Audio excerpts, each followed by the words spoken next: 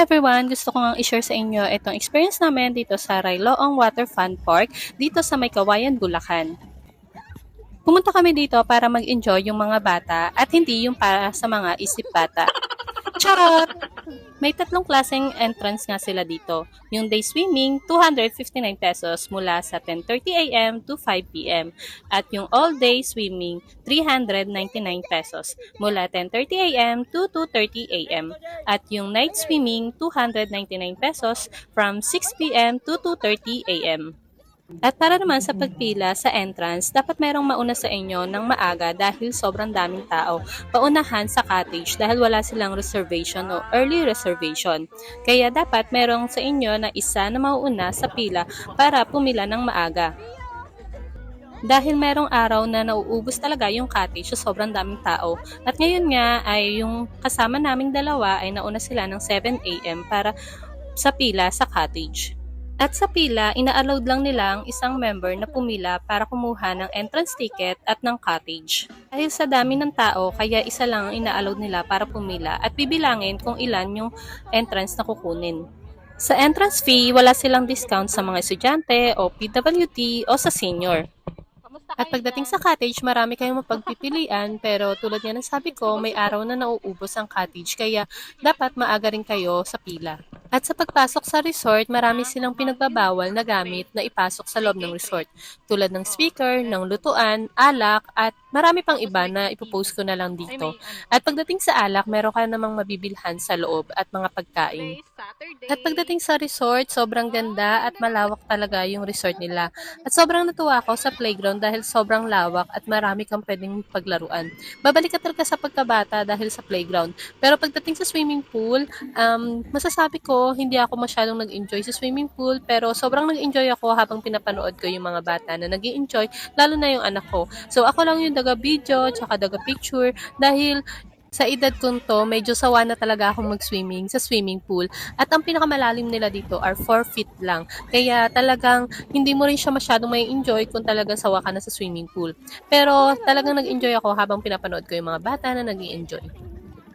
Sobrang dami nilang swimming pool dito at iba't ibang water activity kaya ang mga bata talagang hindi magsasawa at talagang marami silang mapagpipilian kapag nagsawa na sila sa isang swimming pool.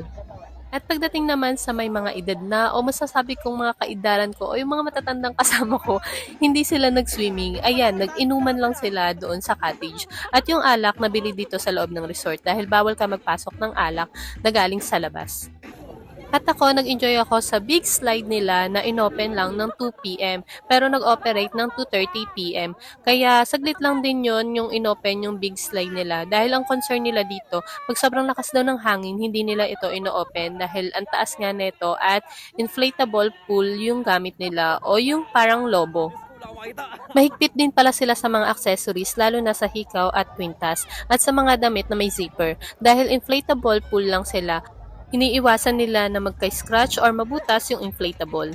Sa Facebook page nila, may nakapost sila na swimwear attire o yung pwede lang masuot pagka nasa swimming pool ka. Pero marami naman ako nakitang naka-t-shirt lang, naka-sando at naka-short. As long as hindi ka nakamaong at walang zipper yung suot mo. Pagdating naman sa tubig sa swimming pool, masasabi kong malinis yung mga tubig sa swimming pool pero sa ibang swimming pool may naaamoy akong chlorine o malakas yung amoy ng chlorine. At hindi rin nga pala ako naglublob sa swimming pool dahil ayoko mabasa yung ulo ko dahil sobrang tirik yung araw pero ang lakas ng hangin kaya malamig. Kaya pag nagpunta kayo dito, talagang dapat naka-long sleeve kayo o kaya meron kayong balabal dahil sobrang init pero malakas yung hangin. Kaya yung ibang bata dito nilalamig talaga dahil sa hangin. At pagdating naman sa CR, isa lang yung area na meron silang CR at nandun yun banda sa may entrance.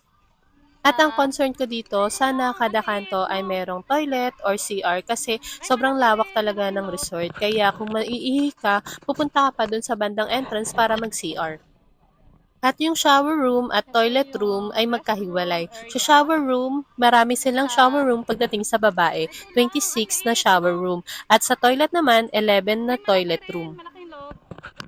At sa panglalaki naman, hindi ko alam kung ilan yung shower room nila at toilet room. Pero sabi ng asawa ko ay marami din at malawak.